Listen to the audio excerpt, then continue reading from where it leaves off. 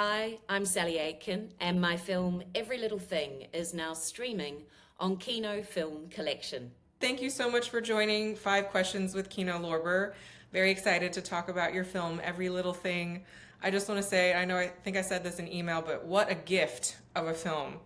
Honestly, like a breath of fresh air, especially with this tumultuous, with everything going on, in this tumultuous time. It was just such a wonderful joy to watch. So thank you Wow. so much for making this. Oh, well, that's just the most lovely sentiment and appreciate that so much. And it's really amazing as a filmmaker when people do have an emotional reaction to your work. So if it can provide a balm, great. A bomb is the perfect way to describe it. Seriously, it really was. So yeah, I just have five questions for you. The first one is, have you always been fascinated by hummingbirds, or was it sort of Terry Masear's work that sparked your curiosity and then that led to this documentary? Well, fun fact, I'm originally born and raised in New Zealand, and we don't have hummingbirds. Hummingbirds only exist in the Americas, they're native to that continent.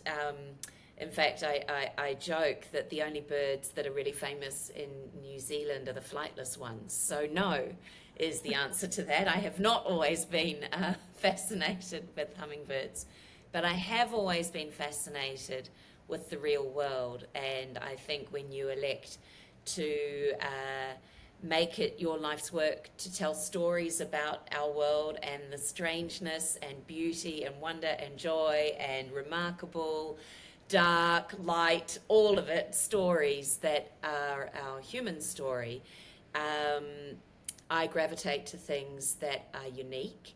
And certainly when it presented itself, this particular story of Terry Masear and her rehabilitation work with hummingbirds, my initial reaction was, who rehabilitates hummingbirds? What a weird and amazing thing.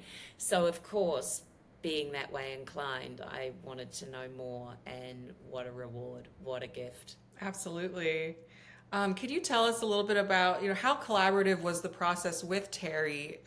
What was that partnership like and how it drove the storytelling?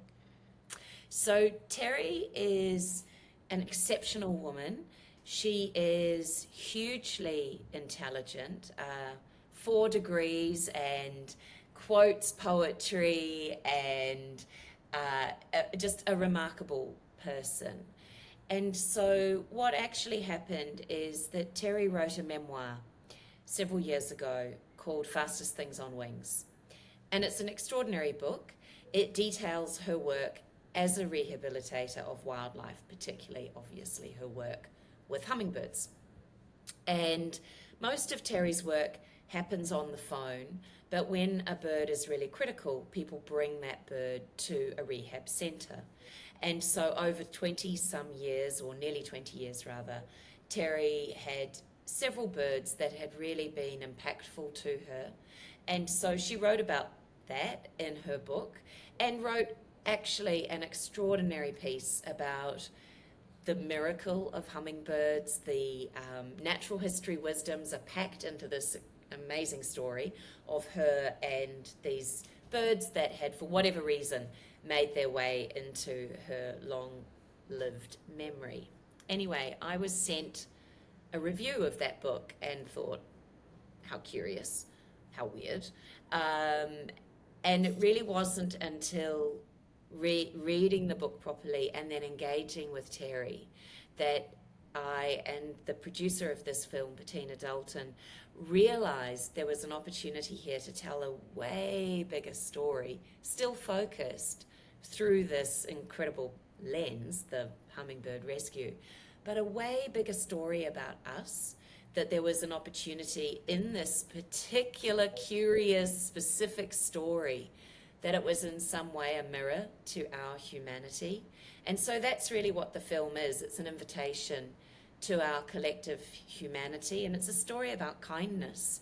And that sounds really simple, and it actually is. And Terry was very nervous at first. It's a big thing to go on camera to share your story. And I should add that Terry's book deals very much with the rehab work and doesn't deal with her personal story. And the film very much deals with both her personal story, the rehab work, and as I say, this mirror to ourselves. And so she certainly liked the idea, but was a bit like, oh, am I interesting enough? Oh, I don't know. And, you know, that incredibly humble and nervous approach to being asked to participate in a film. Well, she got over that pretty quick because she started bossing us around before too much time. Because really, Terry's focus is the birds. So the film was, in a way, a distraction. You know, it wasn't her main game. Lives for Terry are on the line, and they literally are. These birds' lives are in her hands, as she says.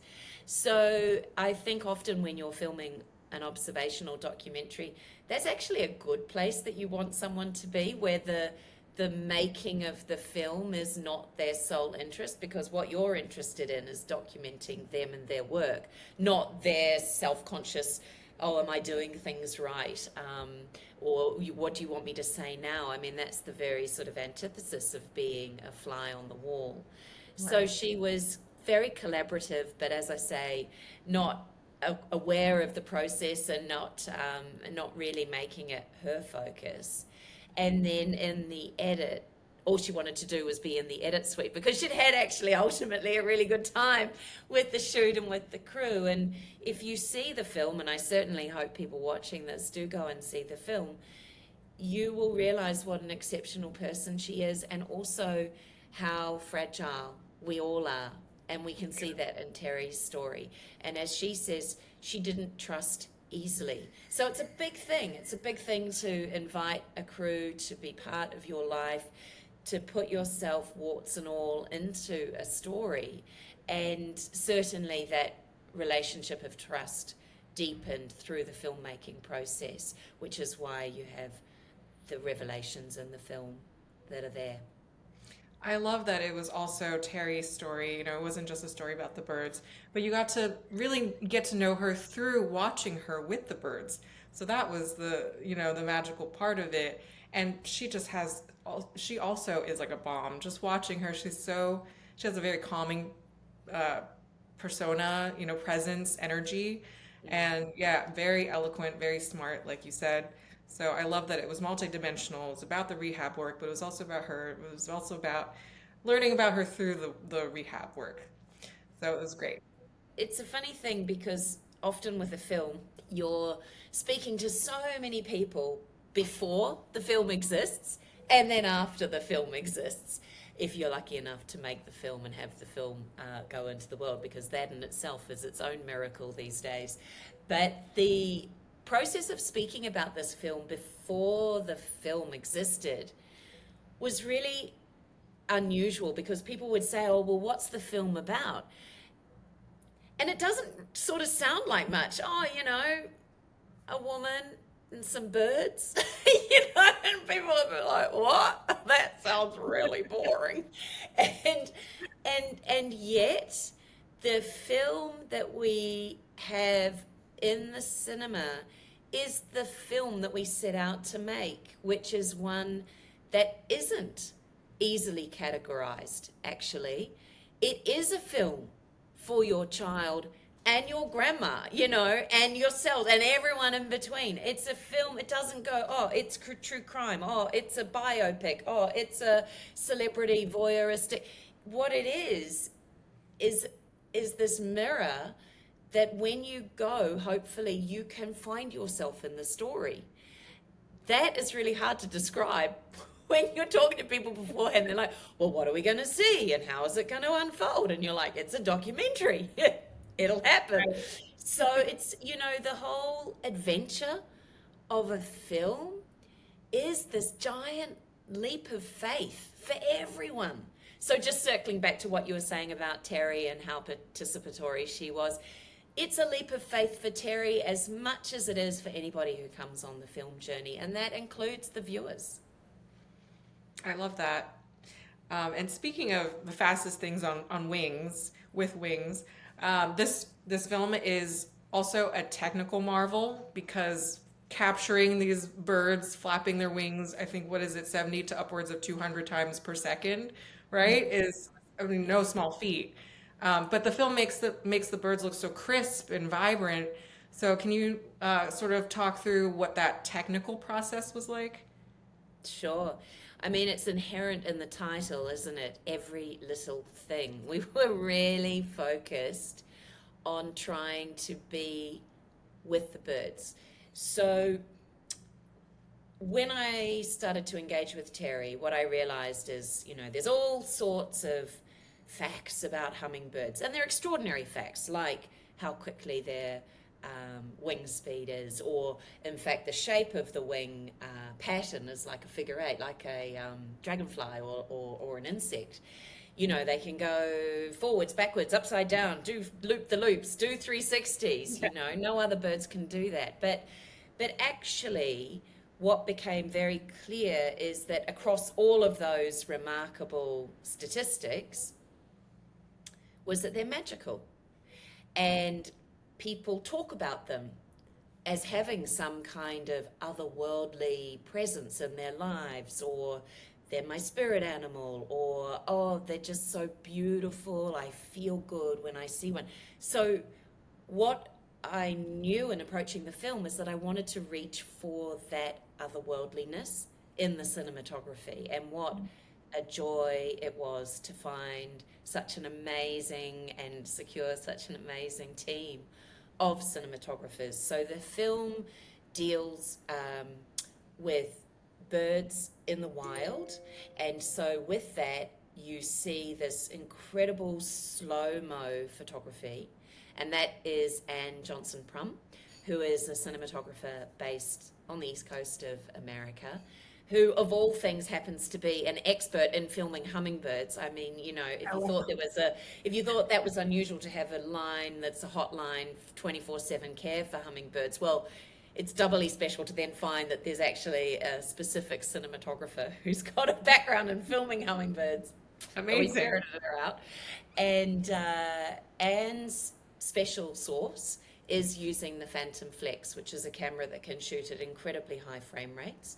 And in that, it allows us to slow the image down, coupled with the fact that we were using cinematic prime lenses to get really close to the hummingbirds.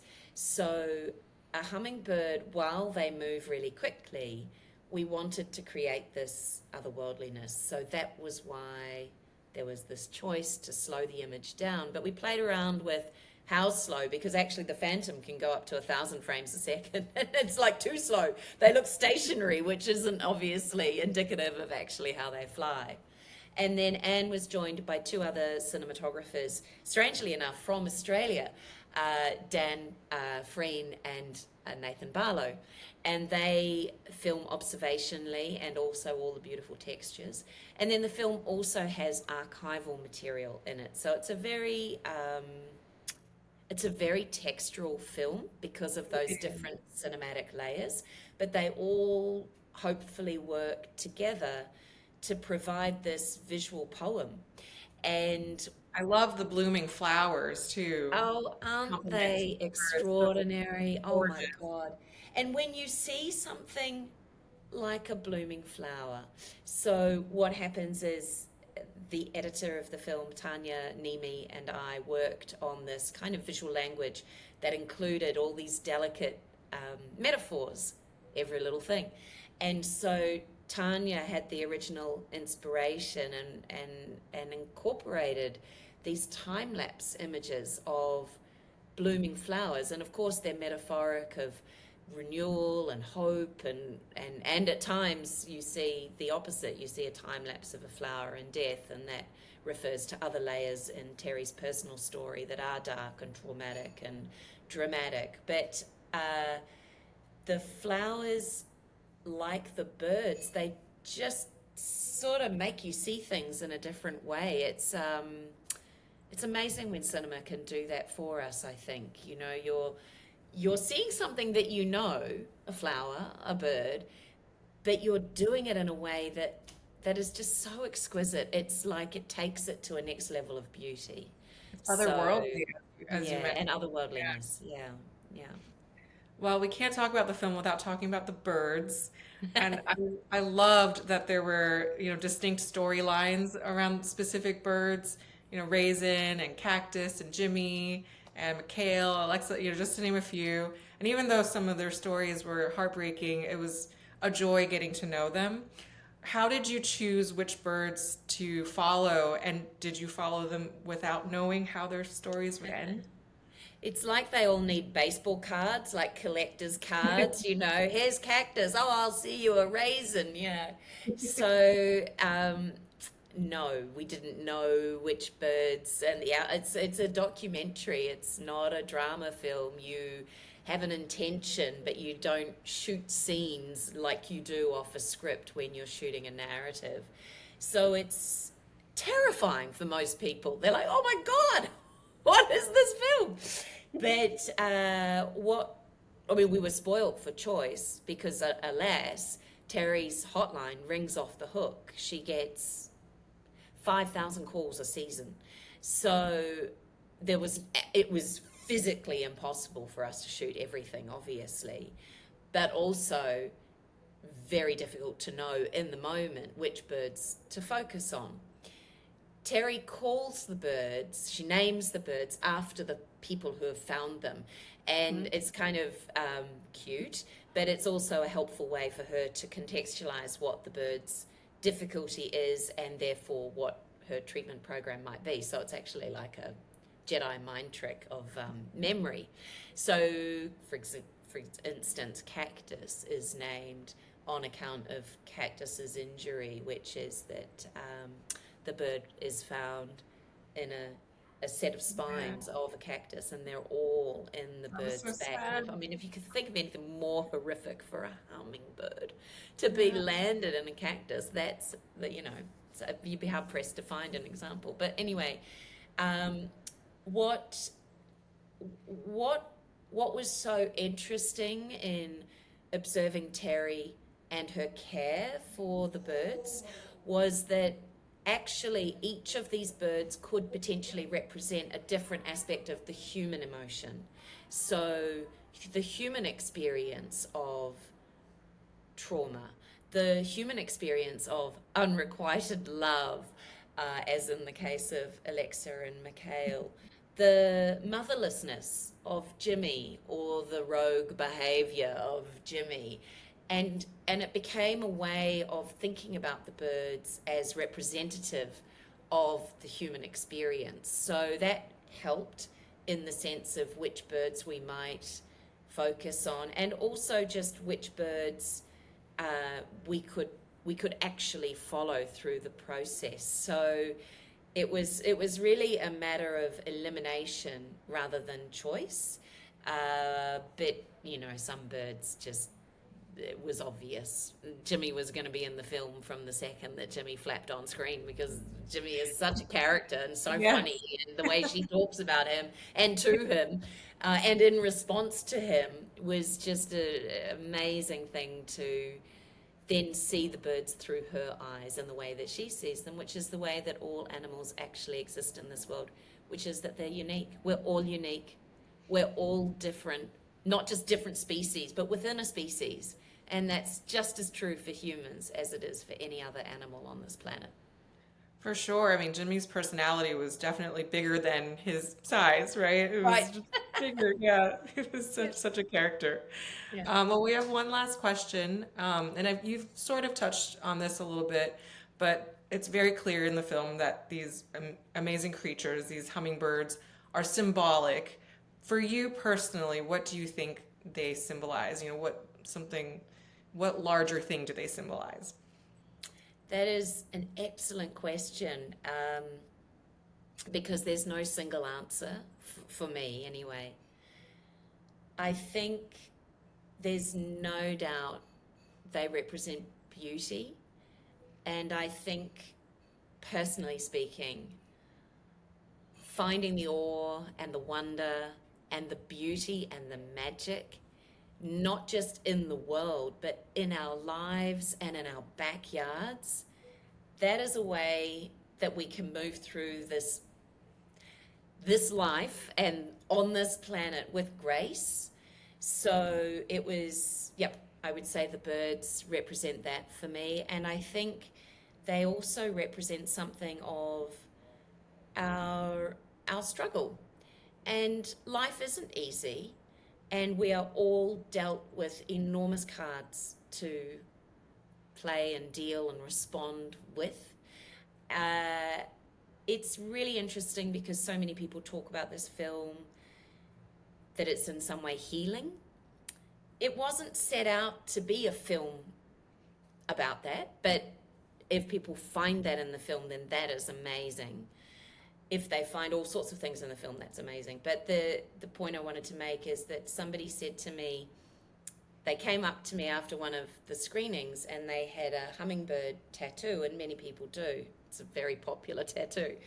And for this particular woman, she said, you know, that she had elected to get inked because of this very difficult moment in her life, and somehow the hummingbird was there, and so she wanted to document the fact that she'd got through this, and this was, you know, representative for her. And then she said to me, because really I think they are messengers to us, and they are messengers of the resilience that we have within us. And I thought, wow, she hasn't even seen the film. So there's something in that as well, that something so little can also experience the full range and go through the full gamut of struggle and success, and tragedy and heartbreak and joy and uplift and all of that. There's just something about the fact that you can find it in something as tiny as a hummingbird means that you can find it everywhere. So anyway, I don't know if that answers the question very well, but No, yeah, absolutely it's a layer. does. They're small but miraculous. You know, they're Right. just, oh, that's beautiful. Well, thank you so much for being here and for answering our 5 questions. Thank you so much. Absolute pleasure. I love that. Feel your heart grow.